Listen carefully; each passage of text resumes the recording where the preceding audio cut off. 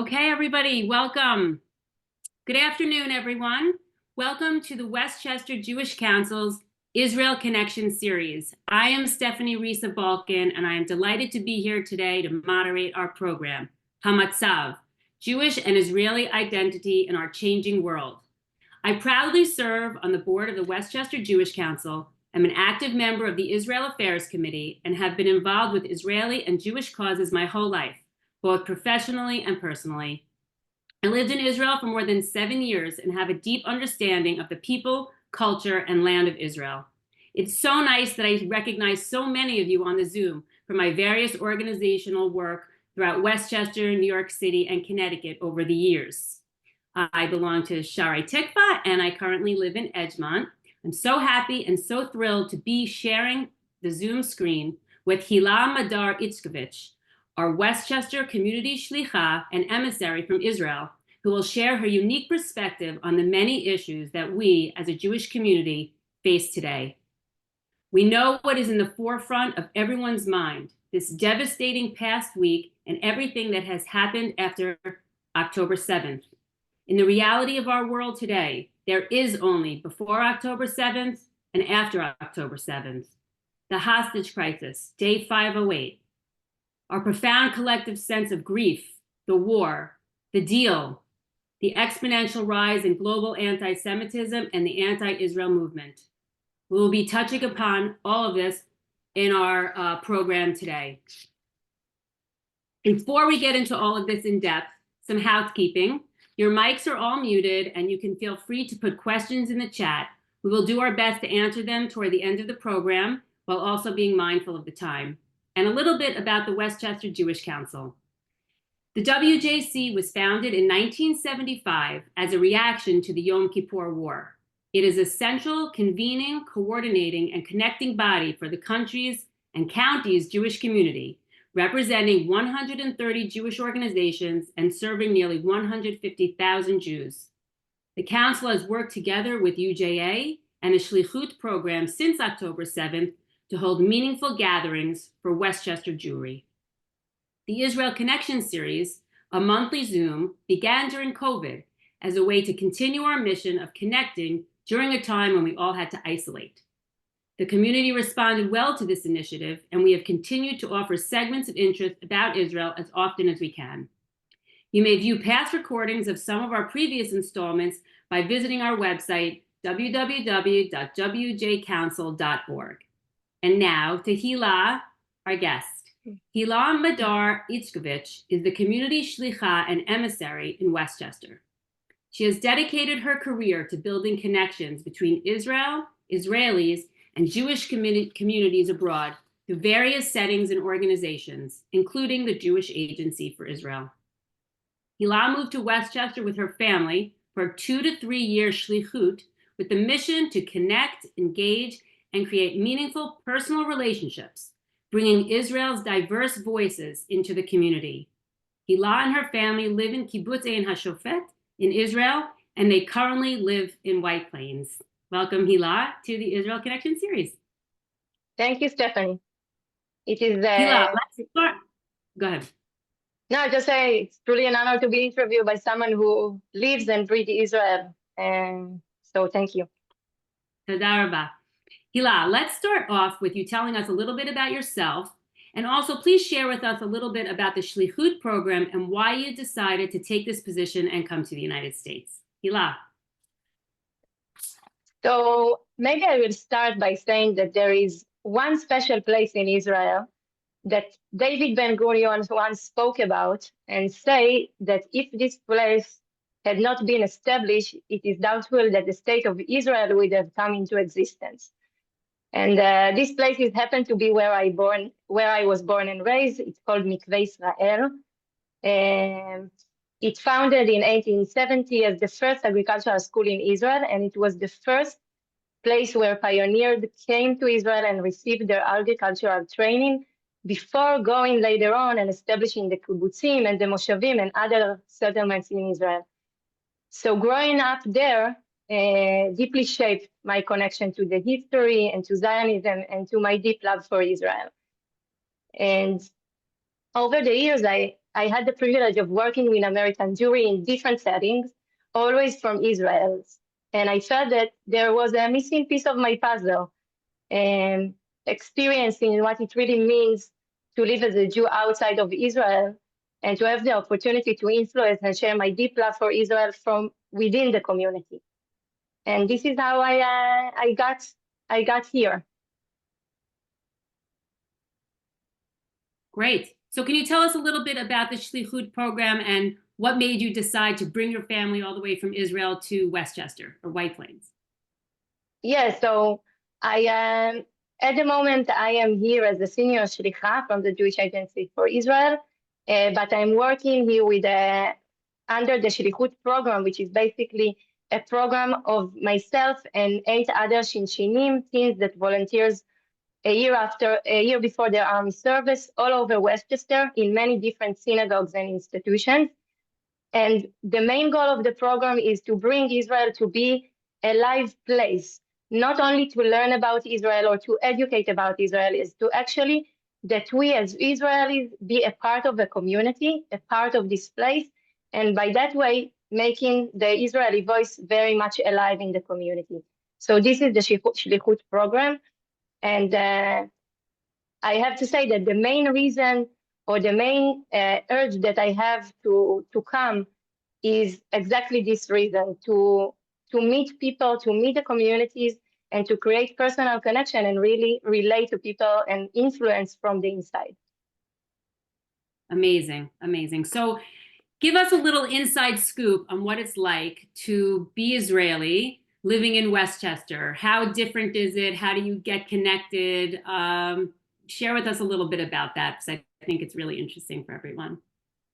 Yeah, so there are the little funny things for only moving from one place to another to do this kind of transition.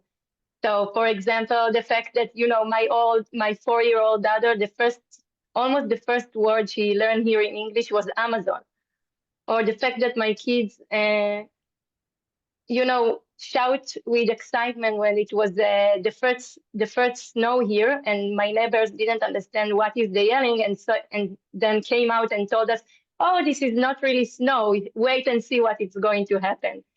Or even the fact that I had to convince them that even in a sunny day they can't just run barefoot wherever they want because they are not in the kibbutz anymore, and it took them a while to get used to it. Now they can't do it because it's freezing, but at the beginning they definitely did.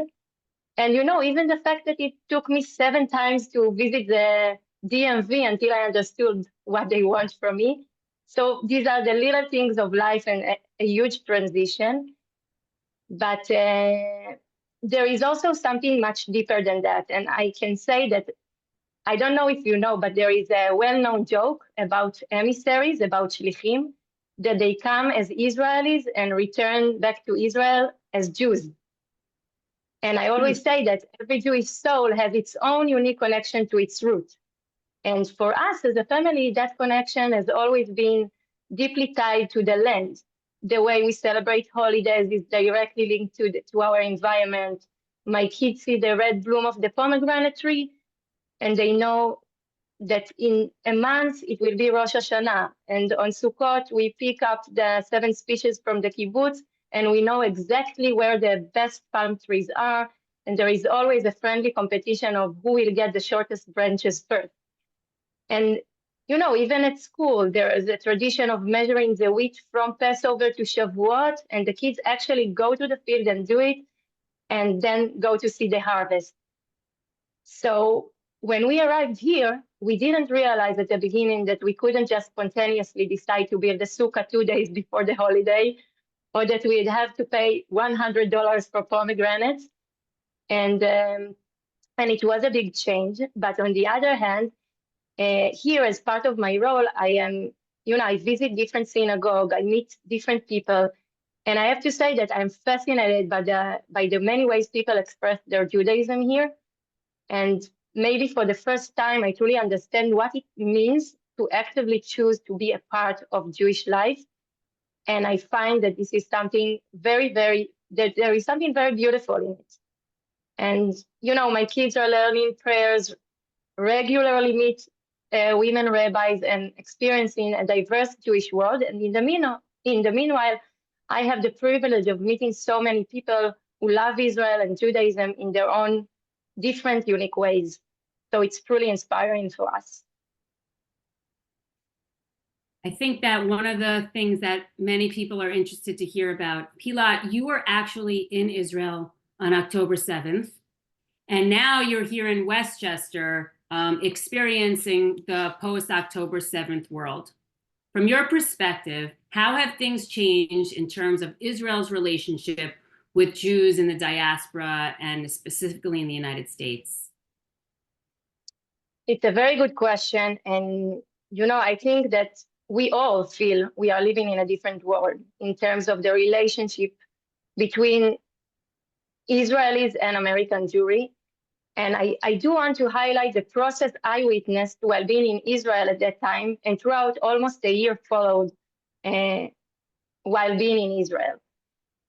And, if we go back a little bit, it took Israel almost 19 days before launching a ground operation in Gaza.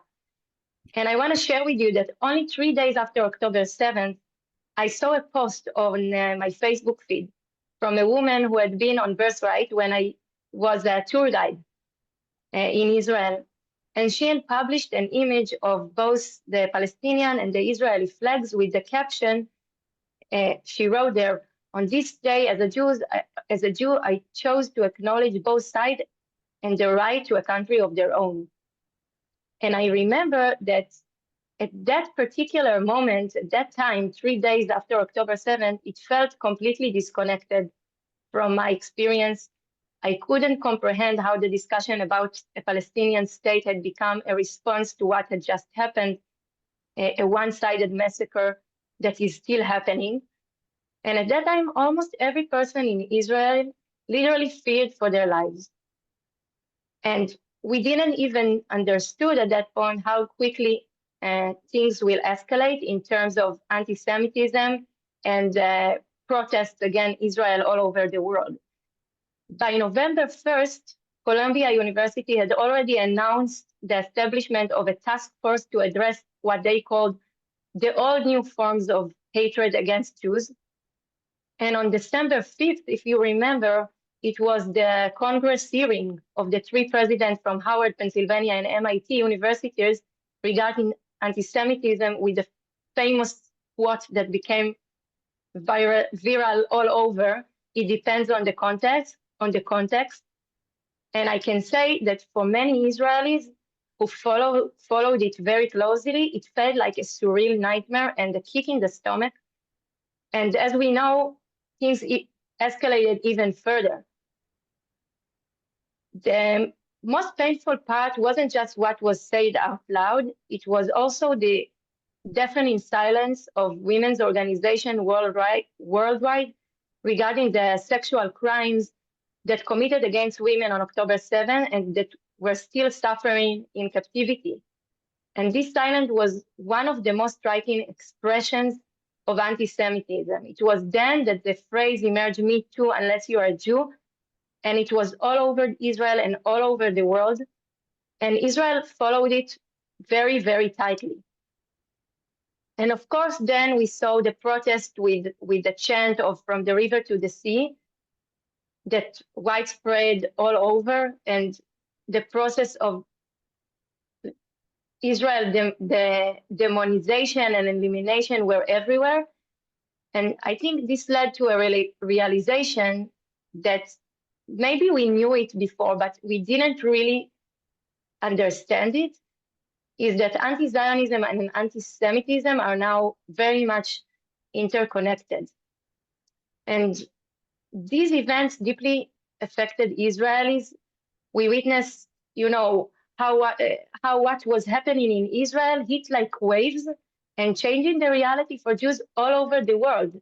I mean, our brothers and sisters are directly affected by Israel's strengths or weakness. And when Israel is weak, they are vulnerable.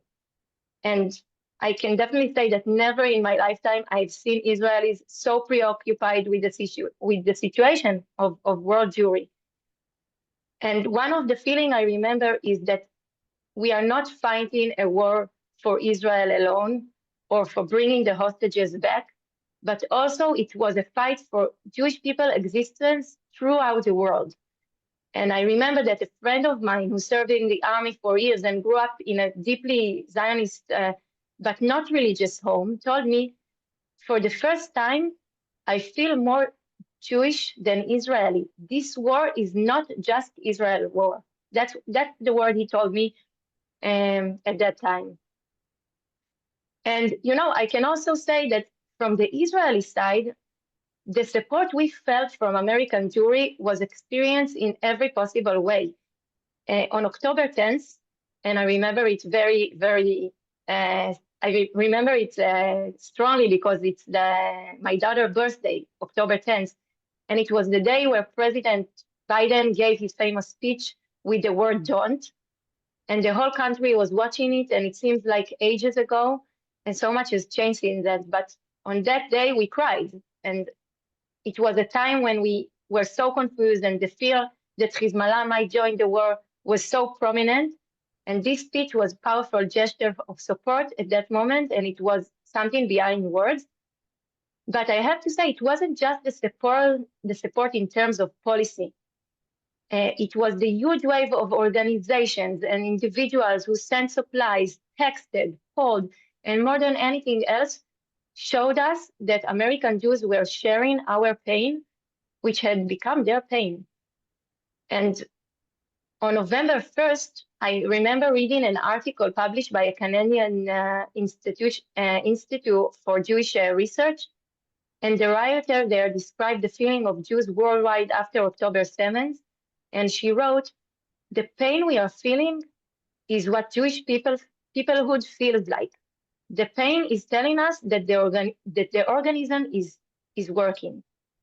So I can definitely say that nothing is the same in terms of how October 7th changed the relationship or the connection between Israelis and American Jews. And I can only say that I hope that we won't sin with short memory, and we will continue with strengthening the connections even more. Thank you for that. I wanted to do a little more follow-up on that, if you don't mind. The rise in anti-Semitism and anti-Israel feeling, anti-Zionism, we see this movement springing up all over the world. We're feeling it here in New York, we're feeling it in Westchester and all over the country. And this feeling that in schools and on college campuses that Jewish history is being erased in museum exhibits, in textbooks, in maps, in the news, in social media. How do you see it as an Israeli, or how do people view that from the Israelis that you're speaking to and personally? So I have a few things to say about it. Firstly is that I think that it became a world problem. And this is something that in Israel, we see it and we follow it so tightly. And we also feel that this anti-Semitism is also directed now very much towards Israelis, as we saw of what's happening in Amsterdam and in other places in the world. But also, old forms of anti-Semitism suddenly arise again or brought to the front of the stage in the way that we haven't seen before. From my work here in Westchester, I saw the amazing work of different organizations that try to face this all new phenomenon, because it's not a new phenomenon. It was there all the time, but it became much more prominent in wherever we are going. And I can also say that one of the ways I see my role here is to address Israel and to share and to educate for Israel and to let young people understand that Israel is much more than war, and by building your own, proud Israeli identity, you can face later on all of these difficulties, and it's a long-term process. and it will take a long time. But I have to say that I feel that that the work that our teens, our Shinshinim are doing in Westchester is a part of this process. Because fighting anti-Semitism, from what I understand, and there are people that are much more expert than me, and that really this is their everyday life dealing with this phenomenon. But one of the ways to face it is to build your own identity and to do it from a very young age. And I think this is what our teens are doing here, our Shinshinim, that works with the young ages, that go to the school and to the synagogue. And the kids there know that they are Israelis, and they are funny, and they are smart, and they are playing with them. And by building this connection, it connected for them with a positive identity. Great. So during this crucial time, we're on day 508 of the hostage situation crisis. And I think it's important to hear from you and give the Israeli perspective on the deal. And please shed some light on the differing Israeli perspectives and feelings on it during this really critical moment in time between phase 1 and phase 2, and especially the devastating situation from last week, which we're all reeling from. It's very hard to have a smile on this past week. So can you talk about that a little bit? Yeah, of course. And maybe I can also mention that this morning, Oded Lifshitz was brought into burial, and people all over Israel, whether they are his family members or not family members, came and and stood there to give him the final respect. And it was a really, really tough week and the weekend, as we all saw. And the hostages really are the soft belly of our society. And when I say our society, I mean Israelis and Jews all over the world.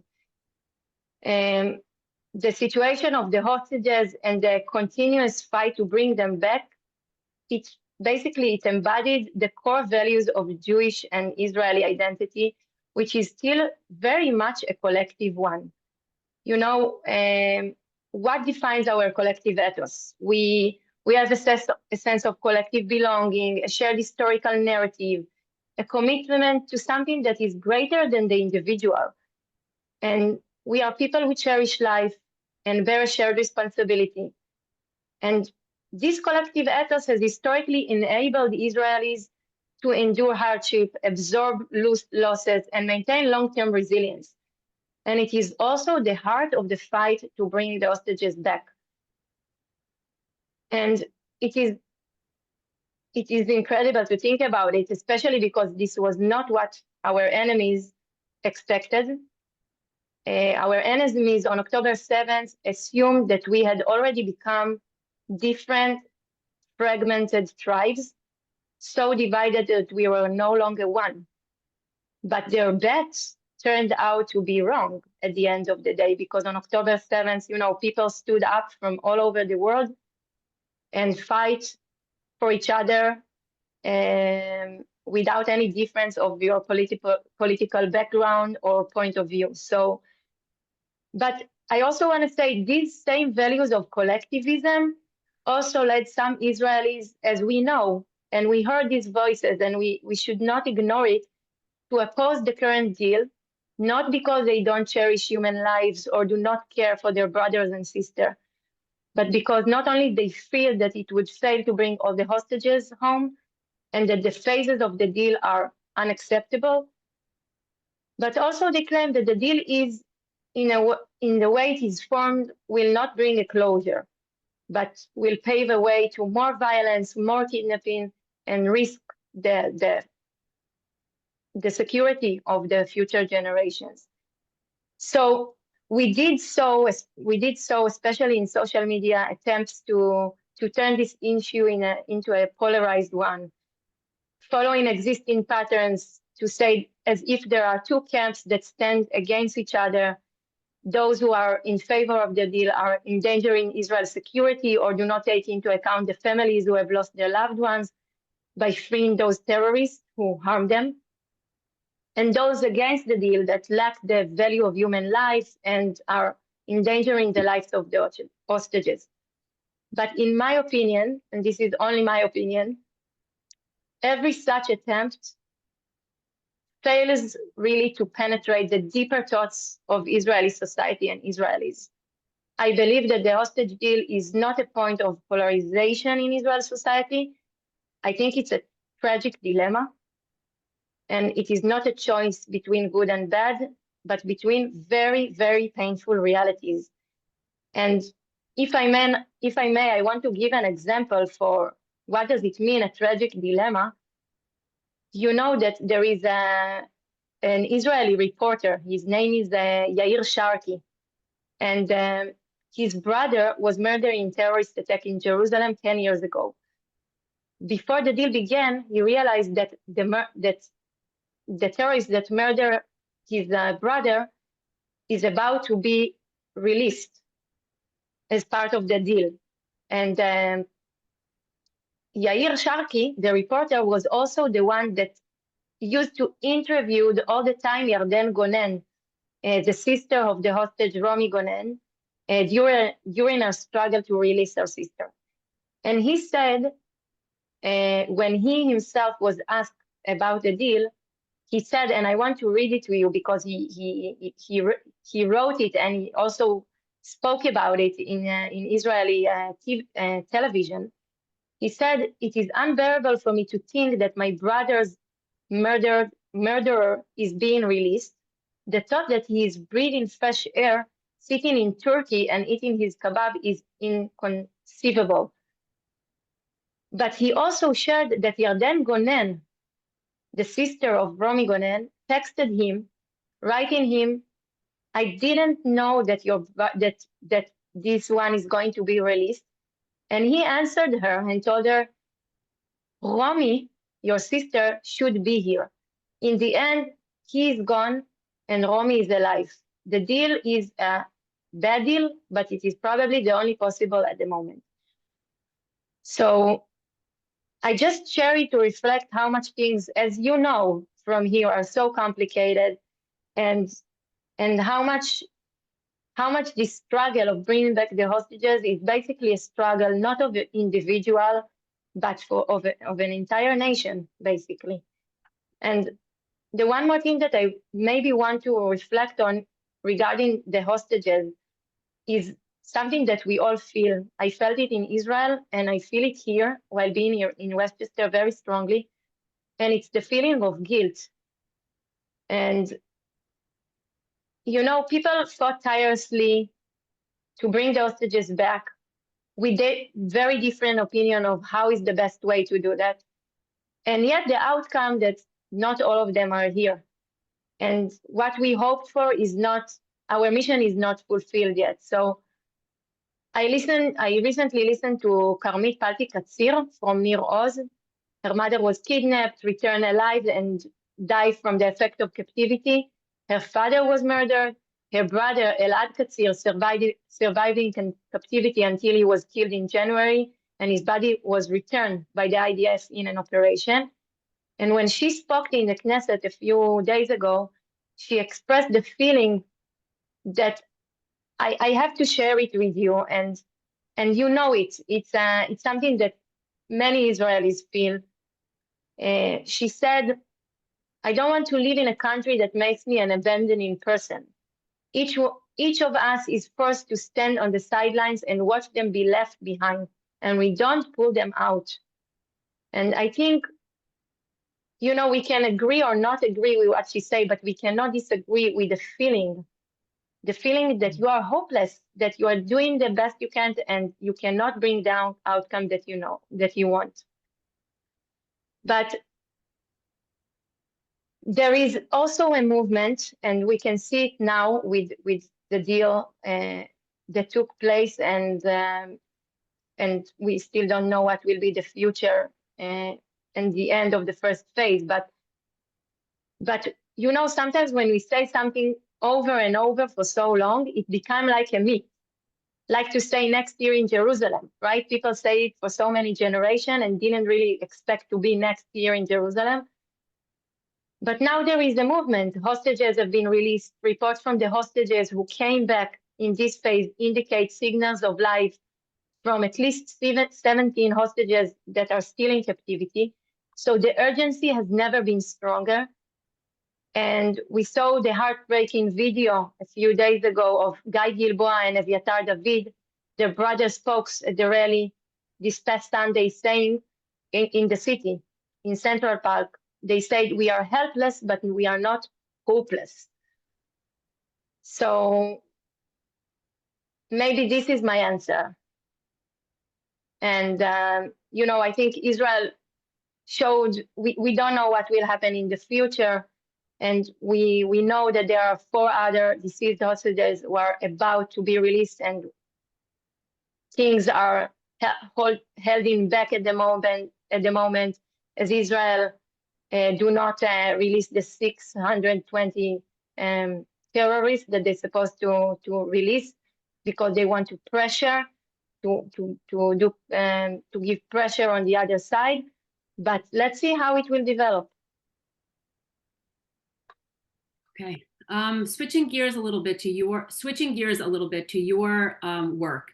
So you're doing programming and meeting with people, especially young people with the Shinshanim. How do you have this conversation with kids, your own kids? I know my kids, I have 4 kids, and each of them has asked me, why does everyone hate us? And it's very hard to have these conversations. And I know you're meeting with hundreds of people on a weekly basis, with your work with the Shinshanim in Northern Westchester, with the Junior Shlicha, and also all throughout Lower Westchester. Can you give us a little insight into your conversations with young people, with kids, teens, about how to handle this situation, how to move forward in a positive way about being Jewish and their identity? Yeah, definitely. So, I can say that in terms of working with teens, and what I see from leading the group of Shinshinim, we meet every Monday and we reflect on their activities and what they are doing. We see a very big curiosity among teens to better understand history and understand their roots. I think that there is something in this situation that none of us can grasp, right? There is something fundamentally, how will I say it, fundamentally that doesn't make sense. How come that there are hostages? How come that there is so much violence in the world? It goes to the deepest question of humanity that we ask ourselves. And we see it with the questions that kids in young age ask, and questions that teens ask. And I think the way to address it, and the way, at least, it's kind of different with my own children and with people who are a bit older and teens that already know about what's happening in Israel and follow it. And we see that the teens here want to know more and ask a lot of questions. I think that it's less of the focus of the horror themselves and more of understanding our mission, the miracle of Israel and why it was established, to go really to the roots and to how we came to this point. This is something that we are doing. And also by showing different other things that happening in Israel that are not only war, and the combination between the two, between answering the questions and trying to give the information, to educate, and by that to develop the love for Israel is what both the Shinshinim are doing. And as far as my own kids, my own personal kids, they are very, very young, but very much, unfortunately, aware of what's happening. They already been in rallies and in protests in Israel and in here. And you can try to adjust the information you give, but at the end of the day, they have a lot of questions that we don't have answers. I can answer why people kidnapped other people. I have no answer for that. And I'm saying there are things that we just don't understand. I can definitely relate to that. And I'm sure many people on this call can. As we're nearing towards the end of the program, before we go to questions, let's talk about hope, hatikva. what keeps people in Israel going during this harsh reality and like the difficult situation, such vivid destruction and devastation like we had this past weekend and this past week and over the past many, many months, 508 days to be exact. Yeah. I think, you know, that on October 7th and the year followed, almost the year followed that, while I was in Israel, I saw the best of Israeli society, you know, and I saw people working tirelessly to rebuild their communities in the north and in the south. I saw people volunteer, fight, break down, keep moving. And it's not a cliche to say that. This is the reality. There are definitely times when you just can't bear the reality anymore. But, you know, a woman like Meirav Leshem Gonen, who fought to bring her daughter back, and while doing so, she became in Israel like this magical glue that united people from different backgrounds and different beliefs. And basically, she you know, it's a leader. It's a leader that was born from this crisis. And she wrote, I have to read it to you because I think it says it all, what gives us hope and what gives people hope to continue in Israel. She wrote in a Facebook page after her daughter was released, she wrote, suddenly my body and soul have realized how exhausted they are. I don't feel like doing anything, not getting up in the morning, just hearing the phone ring and seeing Romi's name on the screen. But there is an immense restlessness, knowing that the work is not yet done and the road ahead is still long. Not only to bring everyone home, but also to fight for who we are within our own country, to expand the circle of connection. So I will set aside the illness, the exhaustion, and tomorrow I will travel to Jerusalem to speak with anyone who seeks a way to reconnect. Because even though I am no longer a mother of a hostage, the work has only just begun. And maybe I can, you know, I started by quoting David Ben-Gurion regarding where I live.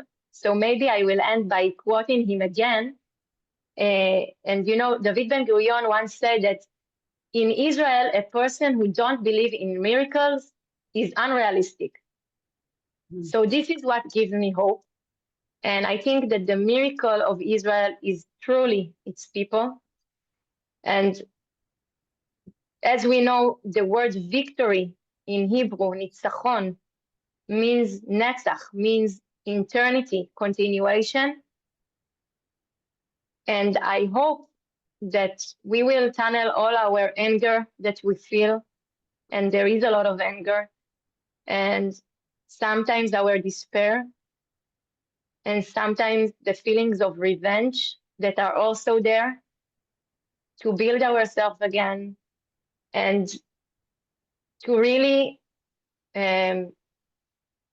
proceed with this miracle that's called the State of Israel.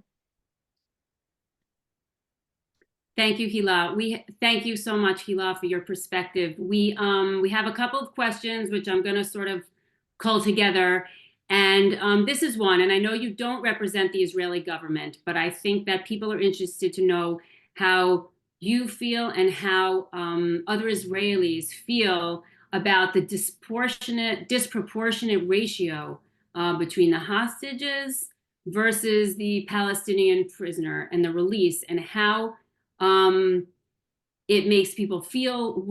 How do you explain it, and what's the Israeli perspective on it? And I know there are differing voices, but we've had a few people interested to hear about this. So what can you shed some light on? You know, I think I touched about it a little bit, but I can say that this is one of the reasons that I mentioned that this deal is a tragic dilemma, because there is something basically just I have to say, not fair. I don't have the word in English, but something that's fundamentally not fair in the way it is happening. The fact that Israel need to release terrorists with blood on their hands is something that I think create a lot of rage in Israel society. And we can't ignore it, and we can't say it doesn't exist. It exists, and we see it, and we hear these voices all the time. I also want to say that from the other hand, people are looking in Israel, everyone are so close to each other. And the hostages, it's not a word, the hostages. So people know the hostages, or know the family friends, or know the kibbutz where the hostage live, or once visit the kibbutz where the hostage live. So it's all connected, and it doesn't. And when people are in a real risk, it's not a theoretical discussion anymore. And I think that if you look, like if you overview the main sentiment in Israel society is we need to take care of them now, and we need to save life right now. But there is a lot of criticism of how did we get to the point that we need to release so many terrorists and so many people in order to bring our loved one back. Hila, can you shed a little bit? We understand that this year coming up, that there will only be 6 Shinshanim, teen emissaries, coming from Israel because of the needs of the IDF. Can you talk a little bit about that? Yes, definitely. Before this deal started, one of the main topics that everyone discussed on was the problem of the reserve forces.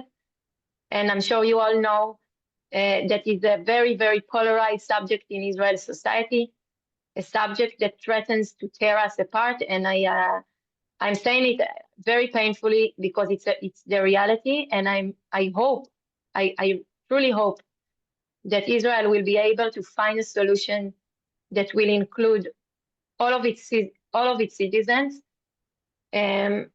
But the war effects are everywhere, and it's also on our program.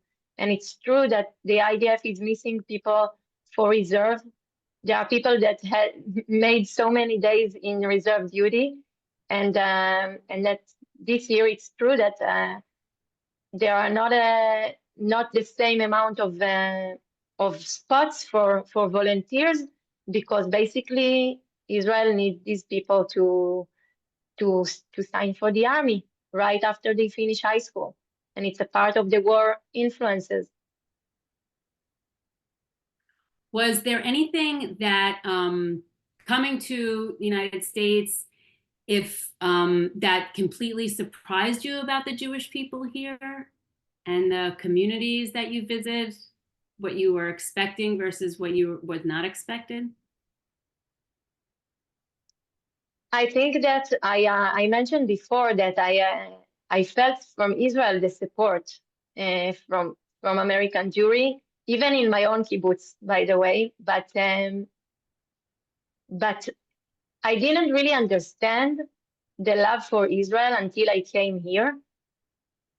I'm standing in a synagogue and I hear people sing "Achenu Kol Bet Israel." And I am texting afterwards to all my friends in Israel. We have a WhatsApp group, and I'm telling, and sometimes I share photos and I'm saying to them, look, like all eyes are on us. And we have to be worth it. We really do. So this is one thing that I don't know, I can't say it surprises me. It's more of something that I felt here much stronger than I felt being in Israel. And there are the other thing is what I think that we are missing in Israel, and it's the different ways of being Jewish here. the different denominations. I'm going to different synagogues, and every time it's different tunes and different ways to observe. So I think the diversity, to see it and to feel it, is something that I am a little bit jealous of it, and I wish that we can bring more of it to Israel. Perfect. So this year especially, it's more important than ever to commemorate those we have lost, and to celebrate our beloved Israel in community-wide events. And Hila is on the forefront of organizing our community-wide Yom HaZikaron, Memorial Day, and Yom HaAtzmaut, Israel Independence Day celebrations. And we hope to see you at all of these events. And not only that, Hila is always looking for volunteers and help to assist her with these major programs. I wanted to say to Hila and to everyone here that on behalf of the Westchester Jewish Council, thank you so much for joining us.